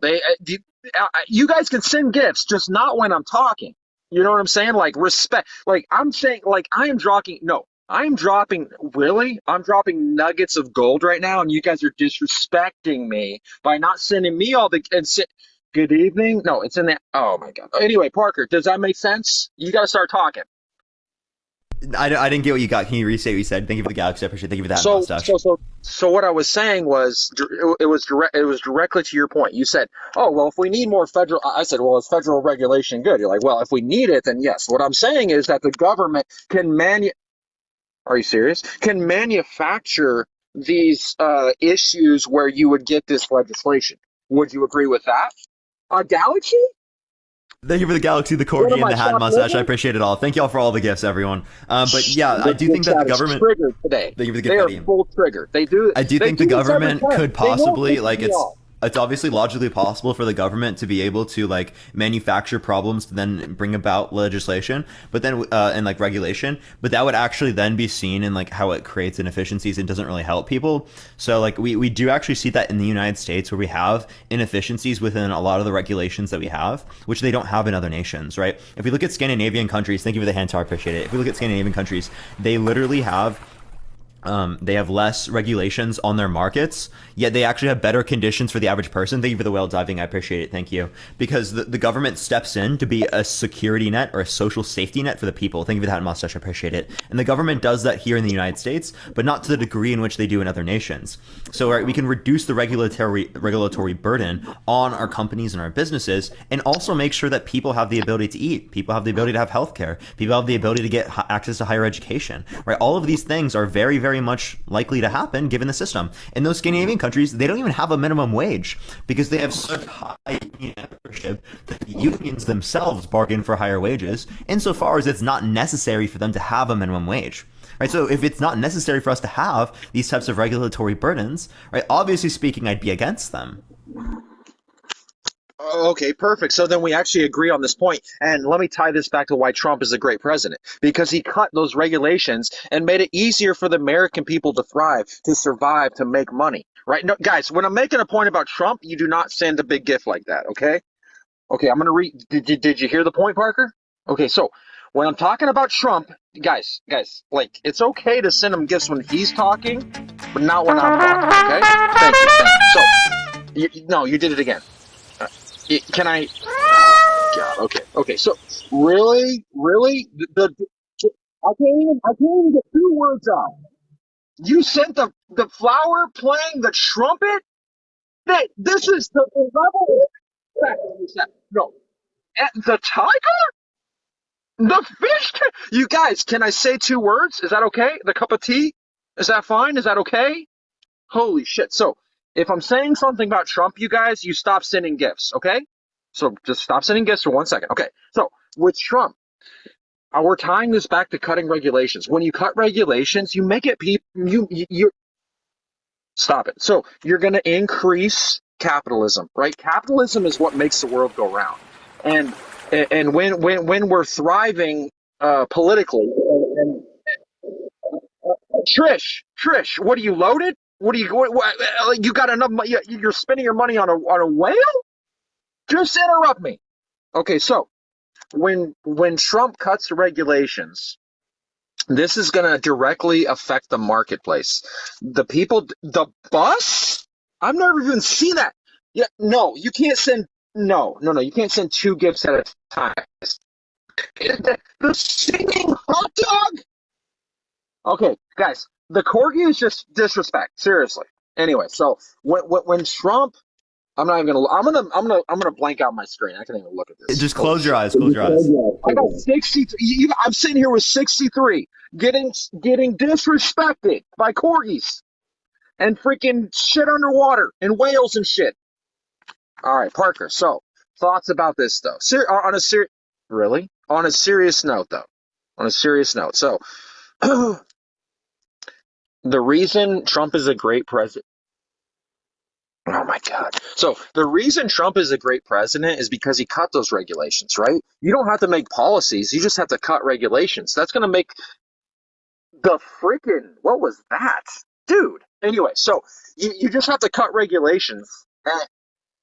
Hello, I'm trying to read chat. Thank you for the galaxy, Brian. Oh my God, y'all are going so crazy, everyone. Get a life, Brian. Seriously. Just stop. That's all you got, I guarantee. Anyway, so Trump cutting regulations increases profitability, which increases the marketplace, which is going to directly stimulate the market and increase the country. All right, I think we can at least agree to that. Thank you for all the gifts, everyone. I can't say thank you to everyone. I appreciate it so much. Calm down. You guys calm down. Take a chill pill. Let us have a conversation. Thank you, Lilith. I appreciate the Ferris wheel. Thank you so much. Things that take up the whole screen. Oh, okay. Thanks. Guys, don't send me gifts. So please, like, I do not like gifts. Definitely don't send Parker gifts. but that might be falling on deaf ears apparently. Okay, go ahead. Okay, so the one claim that you're making here is that getting rid of all types of regulations make things more efficient, which is ultimately speaking not true. We could relate to particular types of regulations that Trump passed that probably did make things better off for people that I would probably agree with, but other regulations. So, Corey, I appreciate it. Like, I'm pretty sure there were regulations taken away, like particularly on like the railroad companies. Thank you for the disco ball. I appreciate it. Thank you so much. In terms of like the tracks, that actually made it more likely for the types of events to happen where like the trains would derail and cause like the types of events that happened in Ohio. Thank you for the galaxy. I appreciate it. Thank you so much. So some of these particular regulations. What was it, payday? What was it, payday? What's going on here? This is Thank you for all the galaxies. I appreciate it. No, it's actually going crazy right now. It's actually going crazy right now. But yeah, I do have a source for you, by the way, on like thank you for the watermelon love. I appreciate it. I do have a source for you for like the per capita rates of violence with police comparative to other nations, right? And it has like a whole list of them. I can send it to you later if you'd like. Thank you for the coral. Yeah, send it to me later. No, I believe when you say you have a source, I believe you, even though your chat's really full triggering me right now. Okay, so like it's about the particular types of regulations. Thank you for the corgi, I appreciate it. So I don't think that just because Trump reduced the likelihood or reduced some of the regulations, it means that they were necessarily all good. There were a lot of regulations, so we wouldn't be able to relate to a lot of them, to be honest with you. Thank you for that mustache, I appreciate it. So obviously we wouldn't be able to go through on an individual basis which ones they were. Thank you for the hand, so I appreciate it. But yeah, I would be for decreasing regulations on things that are unnecessary, of course, like we have in Scandinavian countries. Okay. So right. Okay, so let's tie this back into Trump, though. Okay. Why do you support Trump?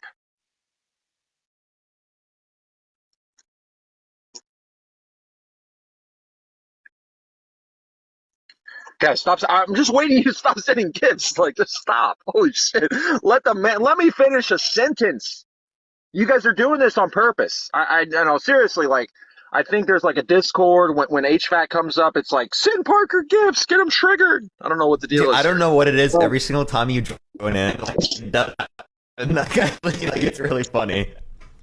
The llama? Don't start with the llama, guys. There's nothing else that triggers me quite as much.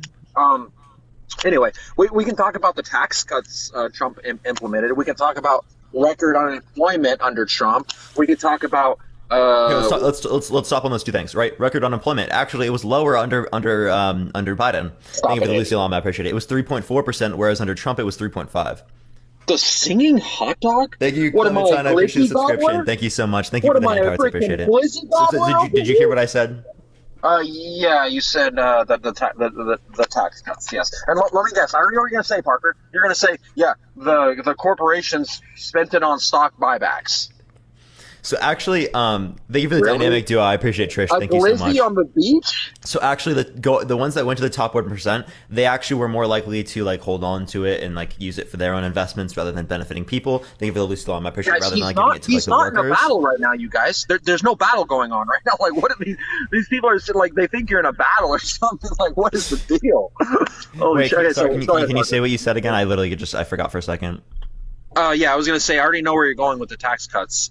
You're going to say that they just use them for stock buybacks. Okay, so I have two things here. Actually, if you look at the Scandinavian countries, they actually have pretty similar corporation tax comparative to here. Thank you for the gold mine. I appreciate it. Thank you so much. Thank you for the Lucy Llamas. Literally, they have like a 20%, 20.6% corporate tax. Thank you, Brian. I appreciate the subscription. Thank you so much. Thank you, Nathaniel. I appreciate the confetti. So with that is that the corporation tax cuts our taxes aren't gonna be as much in those nations, but the individual income tax rates are actually higher because that is actually what incentivizes businesses to produce and stuff like that, along with being able to pay for these different types of social programs. So although some of the corporation tax cuts are actually like fine and actually do benefit workers in terms of increasing wages, a lot of the other taxes weren't targeted in terms of corporate tax cuts. So a lot of them are actually targeted towards the percent to reduce people who make income, particularly, right? Not corporate, not the corporation income, their income, individual income, right? To pay less in general. Thank you for the shiny air balloon. I appreciate it. Thank you so much, Sarah. I really appreciate it. Natalie, thank you so much for the galaxy. Just stop. And thank you so much for the subscription. I appreciate it. You're not cool. Monkey, thank you so much. I appreciate the corgi. Lucky he's talking. That's all I got to like. It's acceptable, maybe, but he's not making that good of points. But I mean, okay. But when I talk, please do not send gifts. Go ahead, Parker. Thank you for the mystery firework. I appreciate it, Lilith. Thank you so much. I'm pretty sure I finished there. The mystery firework? Here, you guys are just sending. Look, no, you guys are just picking gifts that are gonna, are gonna trigger another whale. It wasn't me. Thank you for the whale. I appreciate it. Thank you so much. Absolute W's in the chat. That whale. The one thing about that whale is that does piss me off. Candy, please don't. No glizzies for me. That's disrespect.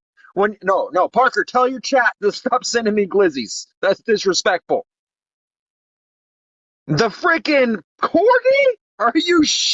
Oh my god. Okay, guys, it's my turn. Thank you. I appreciate it, Sarah. Thank you so much Thank you so much. I appreciate the corgi. Okay, so stop sending it. No, Brian thank again. You for the galaxy, Brian. I appreciate what are you doing, dude? Just stop. Please stop. Brian, thank you for the galaxies. I appreciate it. Do not send 2 gifts in a row like that, buddy. I'm just saying. Just stop. What the fuck? Guys, do not. Yeah, I need another glizzy. Yeah, are you shitting me? Hey, Parker, tell your chat to stop sending me. I appreciate it. Thank you for the roses, Sarah. I know what they're trying to say. Ooh, a glizzy. Thank you for the corgi. I appreciate it, Kayla. I don't care about glizzies, bro. I don't want them. People are going crazy right now. Oh my god, dude! The freaking it wasn't me with the Leon. I appreciate it. Let's go. You don't send Thank you for the corgi glasses. Let's go. No one wants HVAC. I don't give a shit. Do not send the corgi. I do not care. Guys, I am not a glizzy gobbler. Okay, I am not. Thank you. I appreciate that. I'm a glizzy gobbler, but I'm not. Anyway, Parker, back to the debate because I'm getting triggered. Your chat knows it that they're trying to piss me off. I mean the level of disrespect in this chat, and I am full triggered right now. Whew. Okay. So let me, guys. I'm talking. Let the man talk. Thank you. So what? So thank you for the corgi. I appreciate it. Thank you for that mustache. God, I can't get a word in. They're either sending me glizzies, sending you corgis, sending you a freaking whale or a tiger. Like, how am I supposed to get any words off here? Like, what? Dude, I don't need a corgi shaking his ass in my face. You think I can talk like this? Like, this is not. No, I am not a glizzy gobbler. No, do not. Parker, why is your chat only sending me glizzies? That is actually kind of funny. They are only sending you glizzies. The level of freaking. I am astounded right now. Okay, so to address your point, I'm closing my eyes right now and I'm talking, guys. I'm not looking at the screen. Stop sending me glizzies. I see what you're doing here. I see what you're doing. No more glizzies, please. Guys, I am not a glizzy gobbler. Thank you. So, I'm just going to say a 666. That's the glizzies and the 666, not cool. Yeah, so Parker, back to your point. You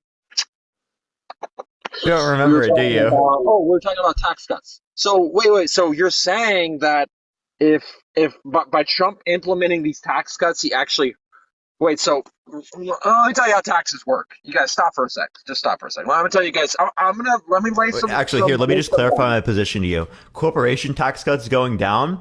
Thank you. I appreciate that. Thank you for the little crown. Corporate tax cuts, particularly, can increase wages for workers. Right. That is something that we do see. Thank you for the frank task. I appreciate it. Which is the reason why we see that in Scandinavian countries. Individual income tax rate being reduced for the top 1%, though, that's probably where we would see the most problematic tax cuts. Although it was effectively relatively similar rates throughout. Again, 2% for someone who's already making $500,000 a year is going to be a lot more money that they're getting. Thank you for the corgi, I appreciate it. Than the average person. And realistically speaking, if we want to reduce tax burdens, we want to reduce it on people in which need that money so that they can pay for food for their families, right? Okay. Well, it at least seems your chat ran out of money because holy shit. Okay. And guys, the glizzies, I get it. It's not really that funny though, right? And you're spamming the hot dogs in the chat like I'm a glizzy gobbler, and I'm not. That's the thing. I do love a glizzy from. No. Guys. I don't want a second win. You're all done spent your money, right? Yeah, you're leftist, so I know you don't have that much money. What is he got? What is the real deal here though? What is really going on? Are you guys a part of the the DNC? What is going on here? Anyway. All the people sending me gifts right now, it's straight from the DNC. Shannon, thank you for the dinosaur. I appreciate it. Thank you. Guys, no more glizzies though, seriously. But don't send Parker. Do not send him the long neck daddy. That's me. I'm the freaking The corgi shaking his ass in my Emma, face. thank you for the subscription. I appreciate it, Emma. Thank you so much. All right, let's It's not that much, get back to the it's debate. pissing me Let's get off, back to the man. debate. I know it's super, Okay. super like just close your eyes. All right, Unironically, I no, think that would help you Andy, out. are you serious? What are you loaded? What do you got a freaking $1 million? Like, send some my way. Like, what is the real deal here? More glizzies? And you guys are spamming the glizzies. Like, wait, what are you guys trying to say about? Okay, like, HVAC. Let's specifically let's close our eyes. Okay, let's try to close the eyes. Let's talk Thank you, about Sarah. it. I appreciate the corgi, and let's try to get to the debate. Okay. They do it on purpose, though, man. They know I'm a fantastic debater, but when I start to get the glizzies and you start to get like another whale, Lilith, thank whale. you for the whale. I appreciate it. Thank you so much. Thank you for the system. And I need a 30-second timeout. Just hang on one. No, you're good though. Sarah, thank you for the corgi. I appreciate it. Thank you so much, Sarah. I appreciate all the corgis. Thank you. Absolute W's for Sarah. Brian, thank you for the Lucy the Llama. I appreciate it. Thank you for all the Lucy the Llamas. But yeah, give it a second, everyone. By the way, again, if you like the content, everyone tap that screen. Let's try to get to 500,000 likes. Brian, if you like, thank you. I appreciate the llamas. Amber, thank you for the corgi as well. I appreciate it. Yo, Alex, thank you for the confetti. Let's go. Absolute W's. Absolute W's. Y'all are going crazy today. Y'all do not have to do this. I really appreciate everyone. Thank you for the Franktastic. I appreciate it, Lilith. Like, actually, though, everyone, like, all the gifts, I really appreciate this so much. Thank you for the hat and mustache. Yeah! Thank you so much, Sarah. I appreciate it. Well, I see, guys. I took a breather. I'm feeling a lot better now. I'm not gonna lie. You guys can send me all the a money gun, like guys. And more glizzies. Like, okay. So I took a breather. I'm good now, Park. I don't even like these gifts. Like, I'm not even seeing the glizzies. Like, I'm not a glizzy gobbler. Dude, look at they're spamming the glizzies. Like, look at them. And then they send you a money gun. Are you serious? Oh wait, I'm sorry. No. Okay, so guys, can I just get my point out without the glizzies or the money guns or the whales? Like those three things? Oh, you send me another glizzy. Okay. Wow. Yeah, okay. HVAC, I got you. This is the best way to do this. Watch this. Hold down on the screen and click clear display. Okay. There you go. Do you see anything now? Oh, that's nice. There we go. I think we might actually be able to do this conversation now. Okay. They stopped sending you. I saw that confetti. I don't do it. Don't do it. Okay, so you have so the Trump wait, how about we talk about this? Let's bring this full circle. Really? I can hear the water. I hear the water. I don't Thank you, wasn't me. I appreciate the well diving.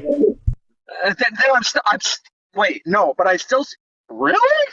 Like, what is going on here? So listen, this is what I hear, right? Like, I hear the water, I hear, like, these things, I can listen with my ears. But let's bring this full circle. Let's talk about the indictments, okay? We're talking about 4 different people indicting Trump with all nothing burgers, right? Because guys, I'm trying. Look, when I talk about Trump, don't send gifts, okay? Let me have a little bit of decorum, have a little bit of respect. Because when I talk about Trump, I'm not messing around. Like this is my meat and potatoes. This is how I get viewers on TikTok. Okay, so just silence, please. Okay, all right, Parker. What do you think about the 4 different indictments that they're coming for Trump, and which one do you think is gonna?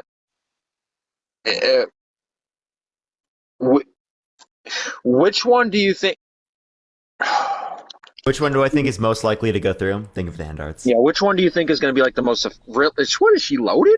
Like, what is going on? Like, dude, like it is actually going pretty crazy right now. Like, I don't know. I wouldn't be able to know. I think I would just leave that to the experts. There's not one particularly that I would know is going to be most likely to be like actually go through. A question that I might actually like ask you that I think that I would want to hear a response from is that if Trump was convicted, would you still support him?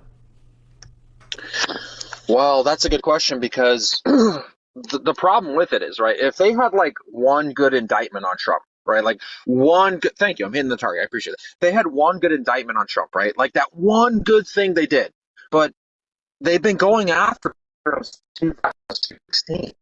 Like what, and it was proven with the Durham report that they opened an investigation where they shouldn't have, right? So the same people bringing that fallacious investigation are now the same people doing it now. I just, really?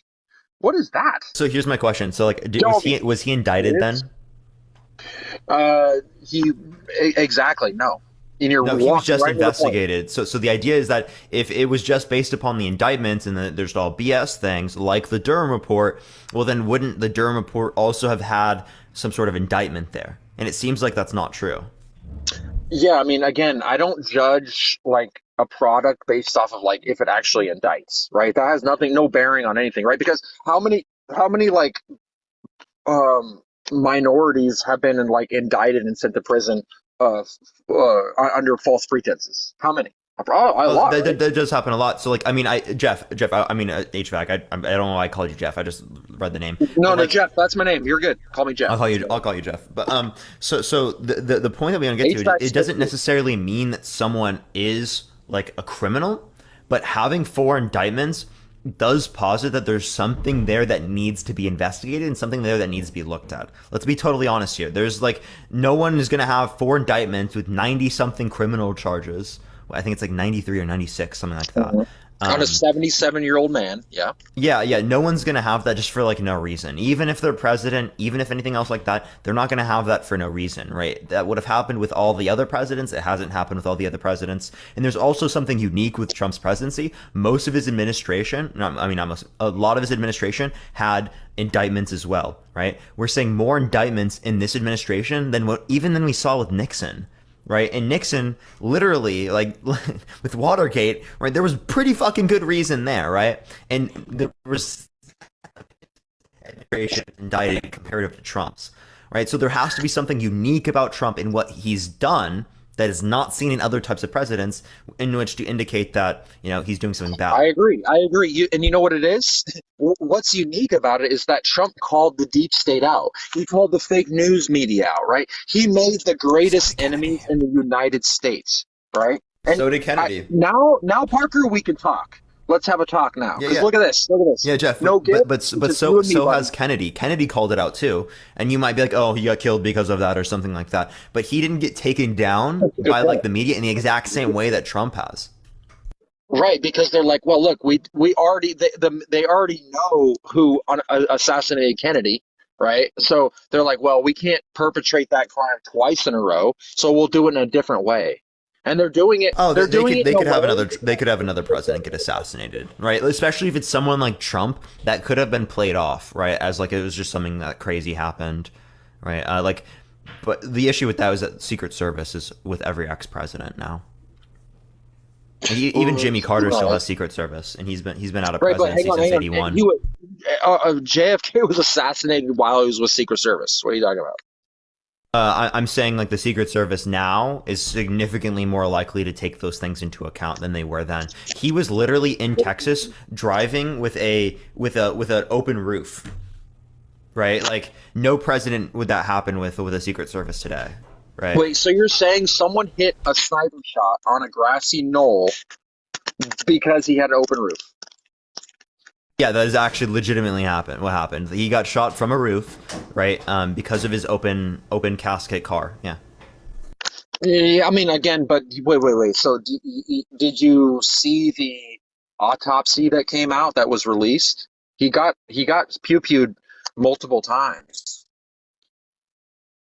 I don't know if the shooter shot multiple shots. All I've known is that they've shot one. If you'd like to link me that, I'd love to see it. I haven't seen that autopsy. Yeah, it came out in like a bunch of leaked, or not leaked, but declassified. That was a part of what Trump did, was he declassified a bunch of documents, and that which leads us into the next indictment of the what I love to talk about is the indictments. Oh, finally, I can talk, man. It feels like I can breathe again. Oh my gosh. Okay, so as far as the indictments go for the classified documents, like, what are your thoughts on that? And do you think, like, because I think it's a nothing burger, right? Because they have no proof. They actually do. Like, have you seen the clip where he literally said that I would have declassified them if I could? Funny, you sent me glizzies. He would have declassed. Yes, that clip. Perfect. Let's talk about it. So, what does that really prove, though? So, if you're Indicates that saying, he like, didn't can we agree, declassify them. right? So, all you're saying, right? This is what you're saying, and this is what you're saying. They are indicting him is because an ex-president took classified documents home. And had them pass the time in which he was president. He said, I would have declassified them, right? Indicating, first of all, this is after he was president. Because if he's president, you can just declassify them, right, when you're president. You don't really have to go through a process. Generally speaking, they do it through executive order. But you don't have to do it through a process. And he only would have been able to do that if he was president. He didn't do that, though. He was not president, and he had these Right. particular things, and he didn't declassify them. So the idea here is that he's literally admitted within this call. So if this phone call is real, thank you for the fantastic, thank you for the mystery firework. I appreciate it. Thank you so much, Big Mouth. Thank you. I appreciate it. So he admitted to literally not declassifying. Just don't do it while I'm talking, guys. It's fine. Send him all the So- gifts you want, just not while I'm talking. Go ahead, Parker. So yeah, that's a big fucking issue, especially in terms of him talking about it to people, which indicates that it's probably, like, I'm not going to make a claim here this did happen. It's likely that he might have shown these documents to other people as well because that he's talking about it to people, right? Just on phone call. Right, but hey, well, it wasn't. So if we're talking about the leaked audio, right? All that it says was that he was shuffling through paperwork, and that he said, "I could have declassified these, but I didn't." Right? What does that prove? Though? All that proves is that an ex-president took classified documents home, right? Which is the precedence is like that's almost what every president has done. So I don't see what would No, like no, I get no, it. no, It's no, an no, no. issue, That's not but, I what mean, every president's done. indict No. Biden. Wait, Biden does that? He should be gone too, right? Like, I'm not supporting Biden doing that, but the idea here is that he literally did not declassify them. That's okay. So if you agree that this happened, he should be in jail right now. That's literally illegal. You know that, right? It's literally illegal, but hang on. But the reason it gets swept under the rug is because they're presidents. Like they handle classified. Like, let's be real here. Like, be honest. Like singing Glizzy. Just be guys. Not when I'm talking, please. So when you indict a president or ex-president or soon-to-be president, which he's both, right? Because he will be president in 2024. You see what kind of issue that poses to America, though, right?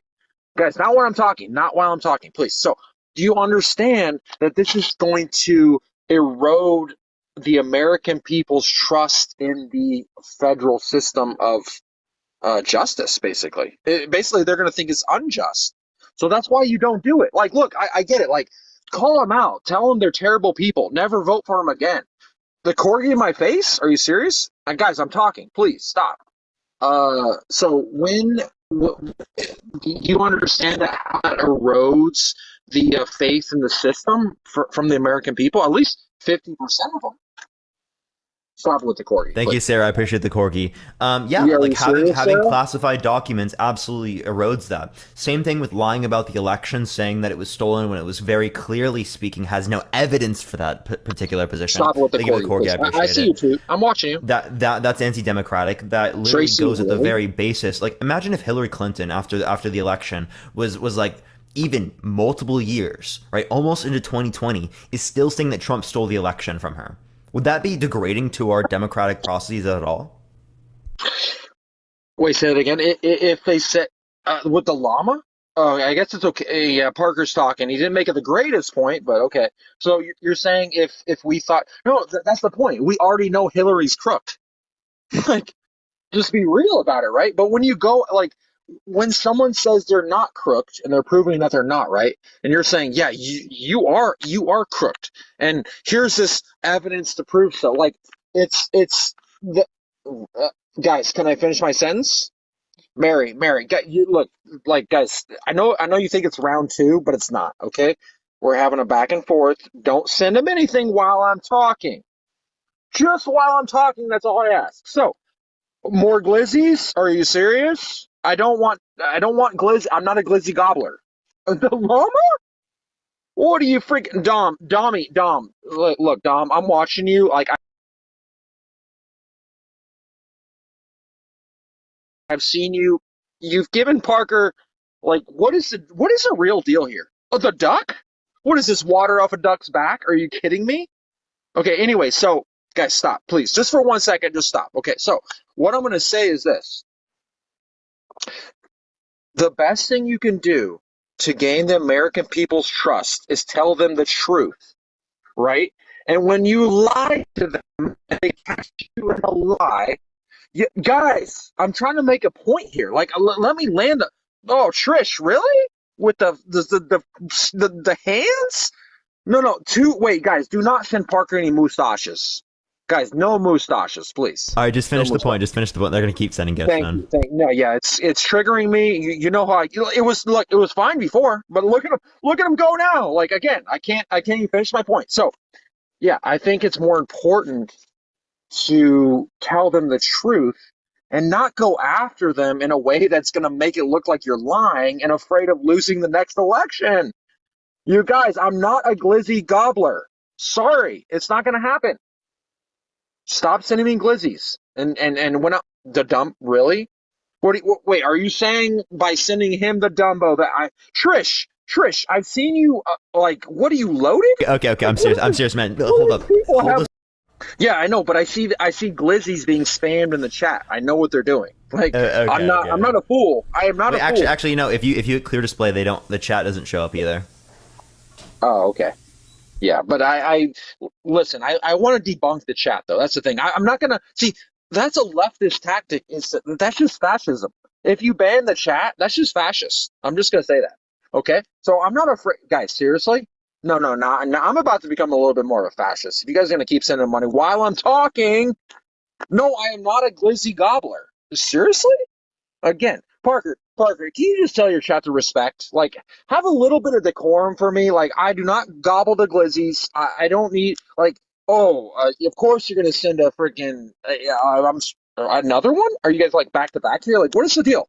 What is the real, oh my God, I'm muting. Parker, I'm going to hit a reset. I have to calm down real quick.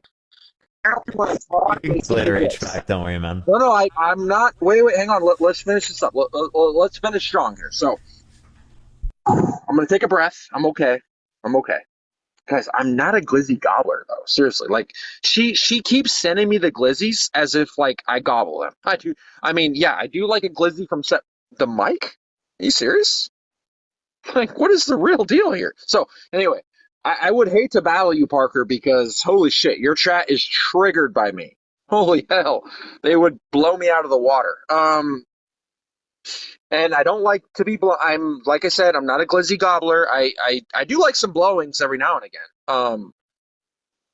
But anyway, so yeah, to finish up that point, would you disagree? Does that make sense, Parker? Guys, stop with the glizzies.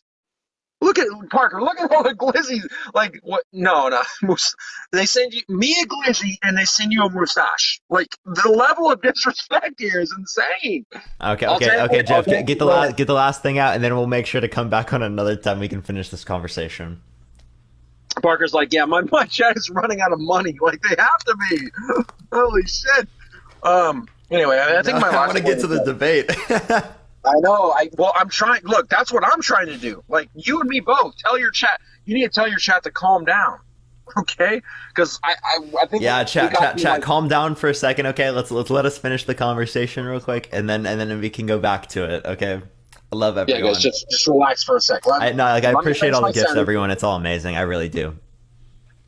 Okay, Parker, we're gonna land the plane. Last point about Trump. All right, everybody, just relax for a second, okay? You have all night to send Parker gifts. Okay, so I'm gonna make a point here. No gifts, please. Okay, so the glizzies. Oh my God. Okay, so I'm not looking. I'm not watching the screen. Okay, so do you know? Parker? Do you understand? Like, am I completely coming out of left field when I say that, like, the people are feeling disenfranchised by the federal injustice system? And by what Trump tried to do for them, right? It's like, don't fuck with us or we will burn you. We will burn you. Guys, really? And you're spamming the glizzies? Okay, so yeah, like, there are parts of the justice system that people feel disenfranchised about that today. Absolutely. There's always things that we can do to better that system. Thank you, Candy. I appreciate the corgi. So obviously speaking, we can make it better. Obviously speaking, people feel disenfranchised by our election process, by our democratic processes. I think mostly it's due to the idea that there aren't term limits. There's not a multi-party democracy. We feel like we can either vote for one side or the other. And relatively speaking, Democrats just say Republicans bad and Republicans just say Democrats bad. It's not really about who the better candidate is or what policies they particularly support. Now it's just like the other side sucks, the other side's worse. When in reality, in other nations, they have better democratic systems because they have the ability to vote for the libertarian. They have the ability to vote for the social democrat, which are further left than the liberals. And then for the libertarians, they're more economically right, not socially right, than the conservatives. So like having broader representation for those particular parties actually holds the Democratic and the Republican Party to actually supporting policies in which are beneficial for the people rather than just saying the other side is bad. Because when you're doing that, the argument can't really be just the other side is bad anymore, because then people can just point towards libertarians or the social democrats and stuff like that. So I think it's just particularly how the American democratic process is run, and specifically people like Trump like arguing that the election was stolen when there's absolutely no evidence for that degrades that process even further. I agree with that, right? I wouldn't argue that point, but what I would argue is that what you're saying is that like the difference between Republican versus Democrat, right? That's a tale as old as time, right? Okay. Well, all you guys are doing spamming glizzies and sending corgis, and apparently, like, what am I, chopped liver? So what I'm saying is that Trump went against the establishment, right? The establishment wants us to believe that it's left versus right, right? But he brought something so powerful and so hard to refute and debate and to lose to, that they had to pull out all the stops to get him not to be That wasn't a glizzy. So they had to pull out all the stops to get him not. Excuse me. So they had to pull out all the stops to get him not to be the president, right? Like they had to do all these things. I'm not saying the election was whatever, right? More glizzies, guys. I'm making a good point right now. Okay, so they had to pull out all the stops to make him not president. Right, like that's the opposite of democracy. We're an elected. No, don't put the. Oh my God, trash can. Yeah, I don't mean to cut you off here, but the point that I want to get to, because I think that you've made this point multiple times, and I want to address it. And a lot of also. Oh, can you mute your mic quick, because there's a bit of a feedback. So there's also an issue with this, is that people are trying to proclaim like, oh, it's just the media. It's just like think of the solar system. I appreciate it. It's just like Democrats trying to take down Trump. They really just don't like Trump. Realistically speaking, I think this is trying to evade accountability for someone like Trump, because he's done a lot of bad things, and we're calling out those bad things. It's not just some targeted campaign that's specific to Trump because he's calling out bad things about the world. These things have been called out by other types of politicians, in which we don't see anywhere near these types of campaigns against. So the idea that it's specifically just because they want to take out Trump, I don't think is necessarily true. I think it's going to be true because that they want to take out Trump because of these things that he's done, right? It's not just for no reason. Right, but if those things that you've done, like for example, let me give you a hypothetical. Would you agree that, like, let's say that you run a store, right, and you're in charge of this grocery store, but you notice that like people are skimming from the till, right, and they're paying the people that like, let's say they're paying two different people to protect you, right? But you come in, you're like, look, this is not the right way to run this business. We're losing money. We're getting scammed, right? And then all of a sudden, the two people that are making all the money off this scam come after you, right? This happens to be the owner and the local badass that's freaking protecting you, right? Does that make it any more justified just because more people are coming after you? No, I don't think it's justified because more people are coming after. Thank you for the corgis. I appreciate it, Sarah. Thank you for all the corgis. Really, though, seriously. You're crazy about the corgis, lady. Go ahead. I don't think you're about to get. No, I'm about to debunk you right now. You got all the gift. Now I will debunk you. Go ahead. Wait, can you restate the last part of the claim again? I kind of just forgot because. Oh no, it wasn't a claim. It was just hypothetical, right? Just so what I'm saying is, if you came into a store, right, and you saw that the cash register, being skimmed by both the owner and like the people that protect the owner, or something like that, two major parts of the corporation or the business, right, and you called this out to the public, the people that came in, right, and of course. Like, who's going to be mad at you? The owner and the people. So these are the most powerful people of the store, right? Do you think it ought to be justified that they just fire you because you've pissed off the owners of the store? Does that make sense? Oh, no, I don't think it's justified to fire someone just because they pissed them off. And I also don't think it's justified to fire someone or take someone out of office just because, thank you for the hand, I appreciate it. Thank you for the hearts as well. Just because there are a good amount of people that don't like them, right? Obviously speaking, we determine this based upon like majority rule for democratically run systems and stuff like that. But the idea is that it's not just like a lot of people in power that don't like him. That would mean that like they shouldn't be president or something like that. So I don't think those would be good arguments. I think the arguments to use against Trump, thank you for the corgi, I appreciate it. Thank you so much, are very clear. Like, he's done so many things that are very, very hard to justify. The election fraud in of itself, like the claiming of election fraud, is one thing to use that where you wouldn't want to vote for someone.